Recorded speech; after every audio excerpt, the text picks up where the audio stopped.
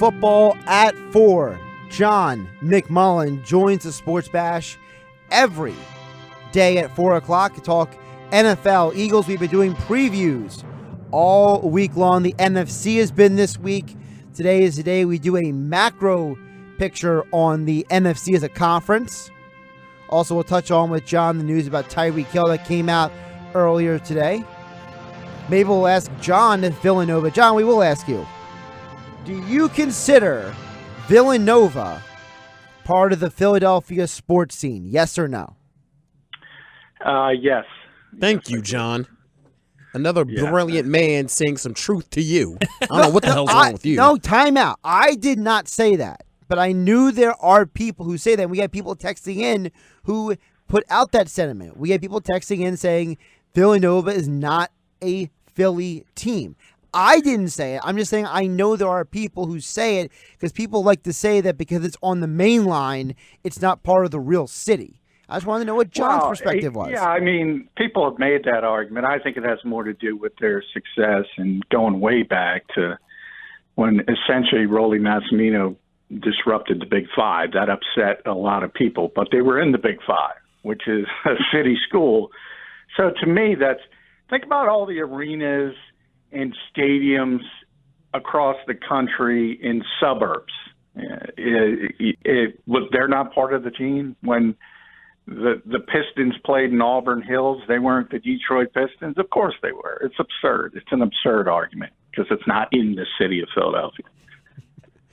All right, John, let's switch it over to the football. Before we get to the NFC macro perspective, I want to touch on the Tyreek Hill news with you because we've had a lot of conversations here on the Sports Bash about how the NFL handles the issue that is domestic violence. And John, you look back at how the whole sports world handles the subject.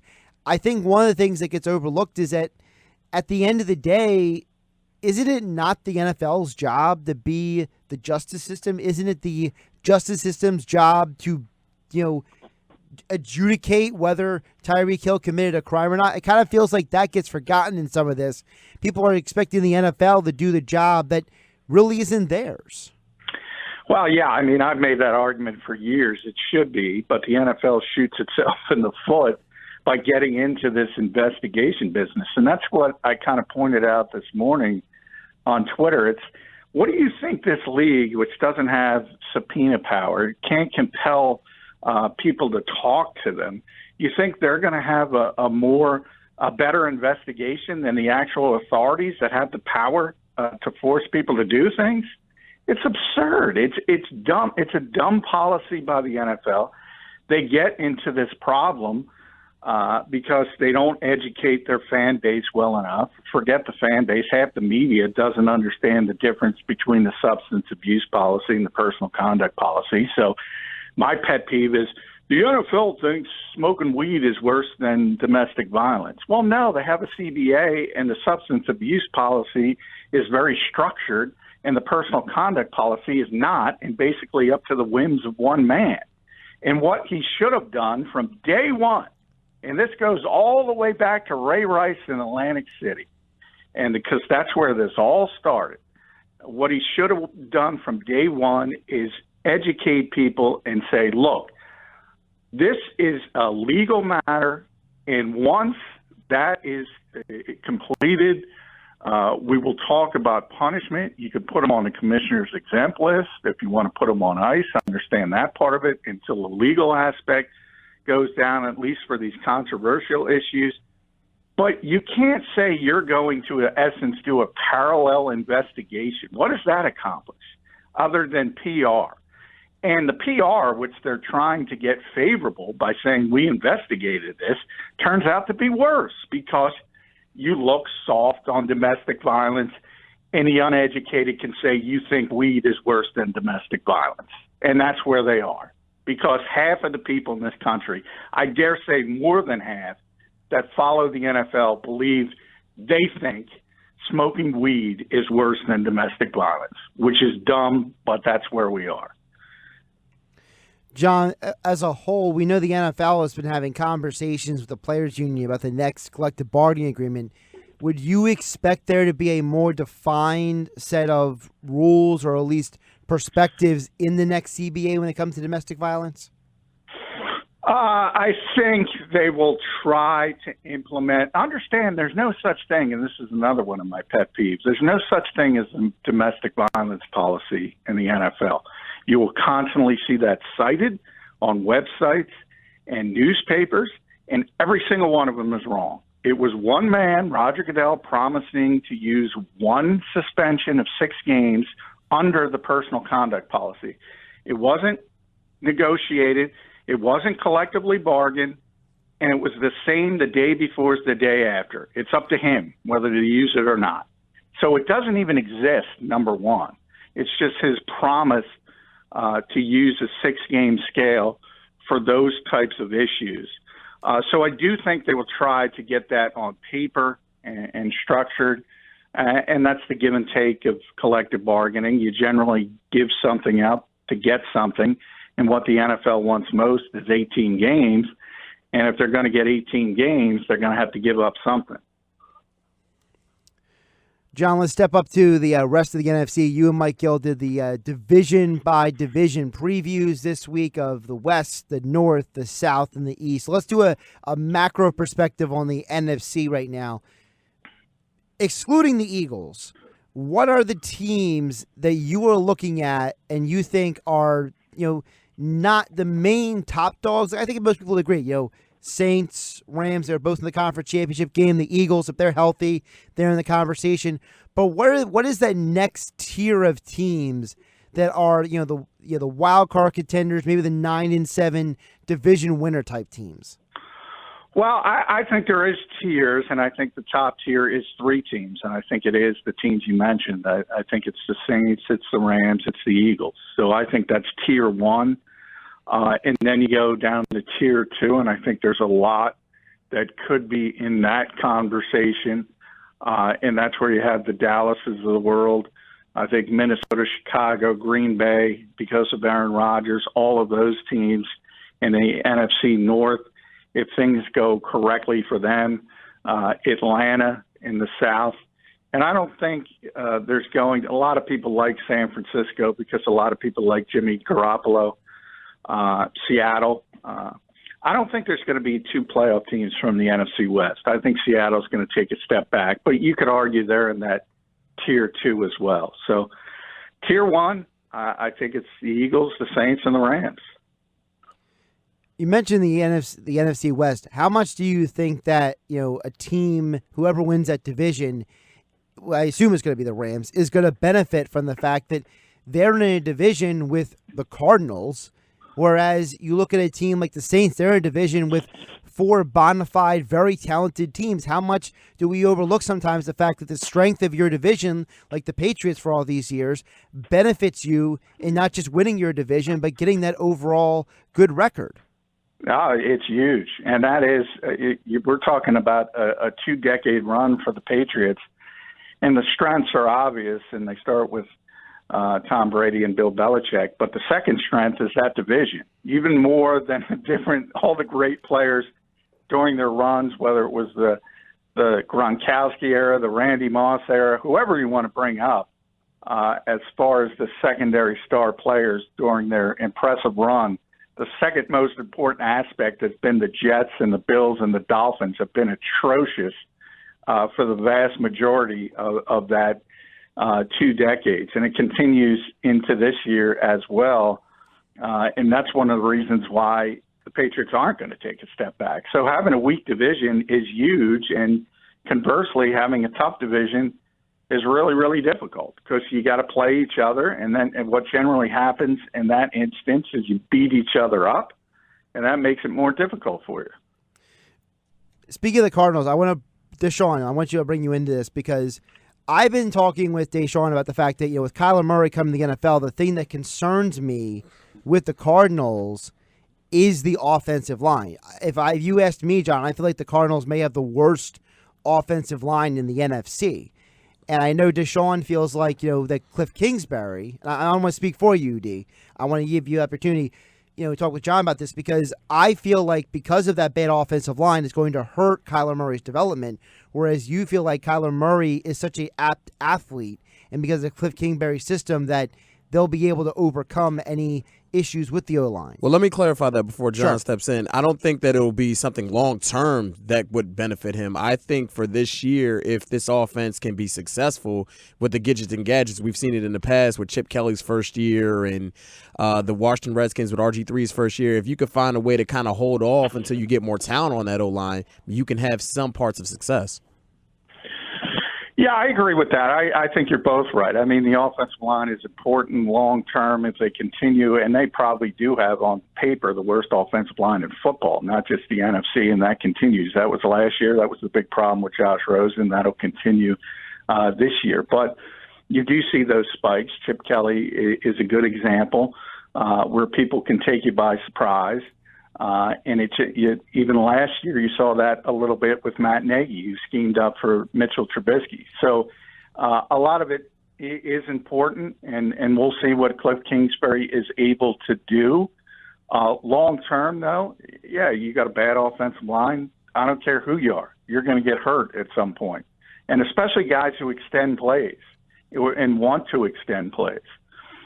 Look at Green Bay. Look at Aaron Rodgers at 35. Now, he's got a great offensive line. He's got arguably the best left tackle in football, but he's always trying to extend plays. It's not about running the football. It's about trying to extend the play. And when you do that, you're more susceptible to injuries. You're more susceptible to hits.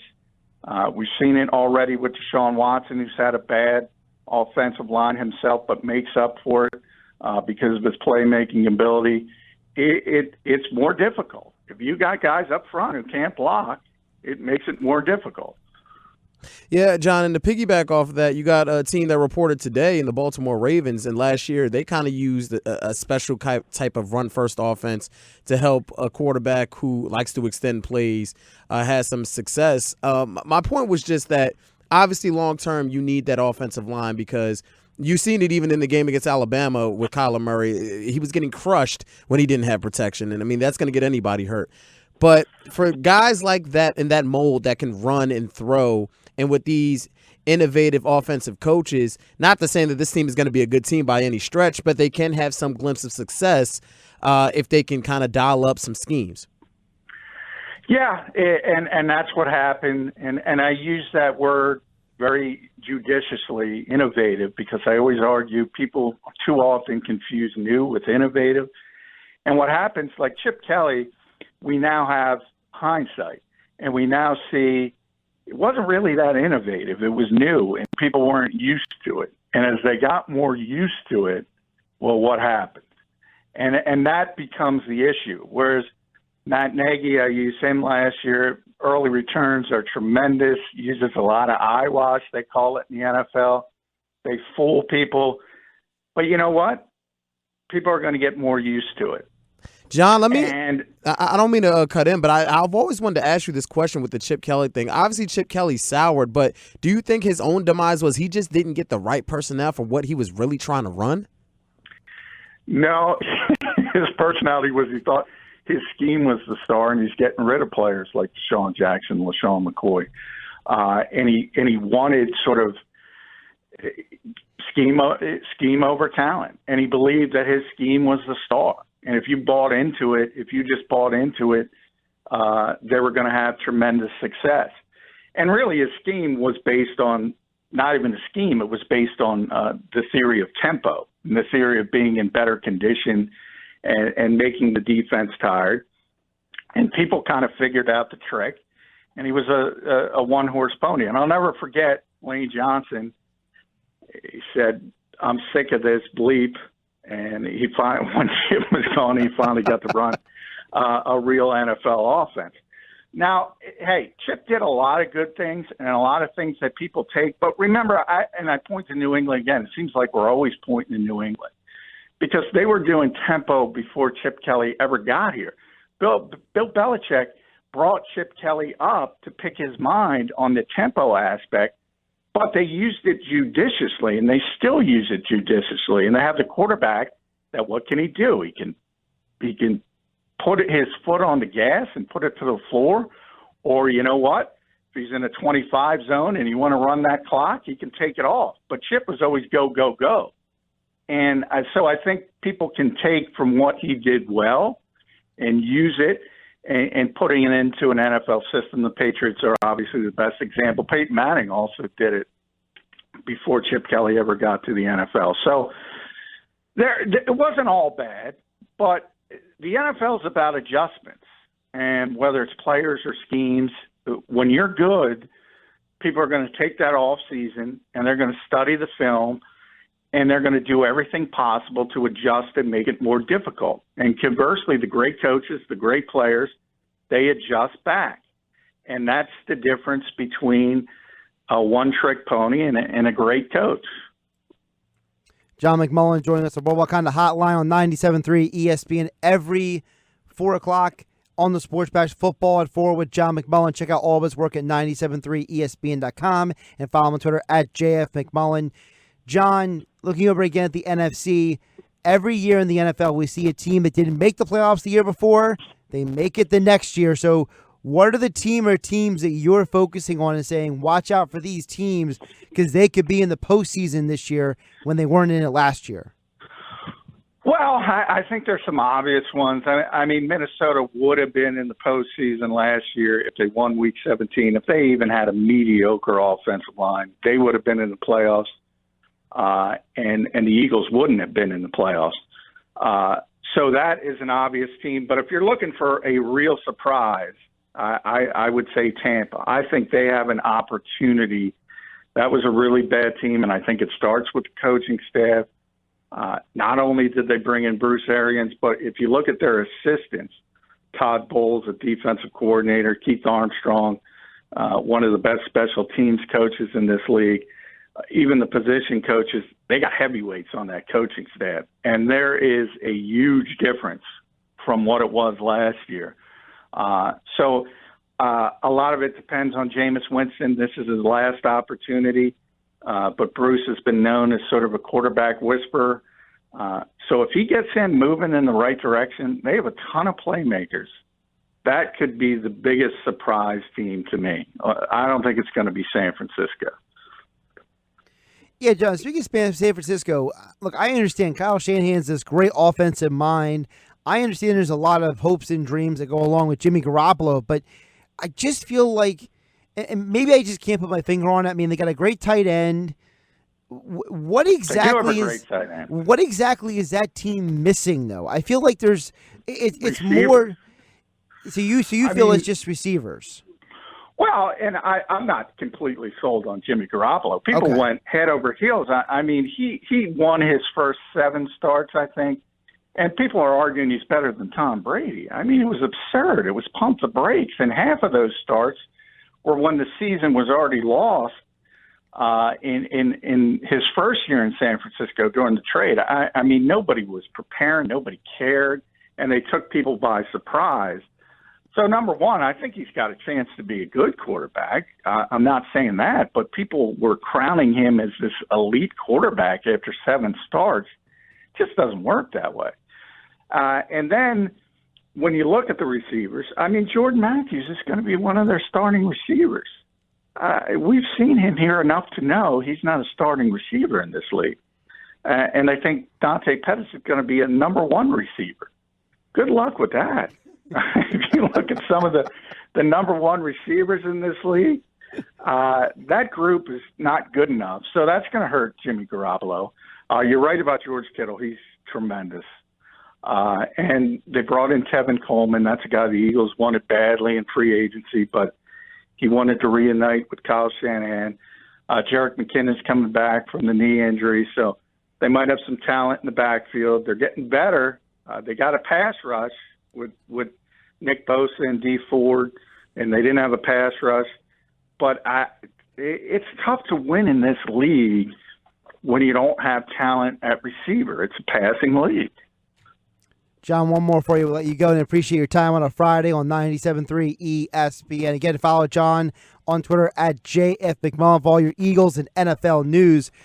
John, what's the team that a lot of the so-called experts are saying this is a playoff team that you are saying pump the brakes, this team may not make the playoffs at all?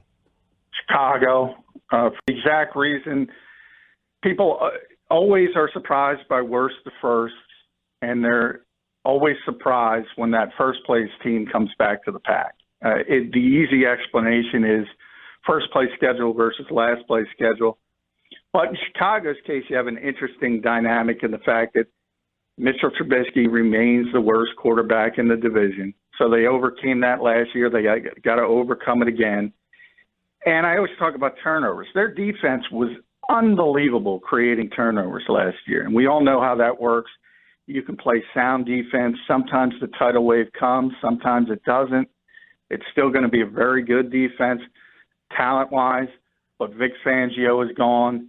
And just you tend to regress to the mean. They're not going to get as many turnovers. It's going to be much more difficult for that team, and everybody kind of just puts them in the playoffs. John McMullen, Football at 4, every day on the Sports Bash here on 97.3 ESPN FM. Follow him on Twitter at JFMcMullen, and check out all of his work at 973ESPN.com. John, we are only days away from the Eagles reporting, so we can stop having as much conjecture and talk about actually what's going on kind of on the field because, well, it's only practice, but still it's something. Yeah, it's still something. I just hope it's not 110 with the humidity. I'm crossing my fingers. Well, stay hydrated, put some extra ice in the water bottle, and you'll be okay. All right, thanks, Josh, for the advice. I never thought of that. That's going to save me.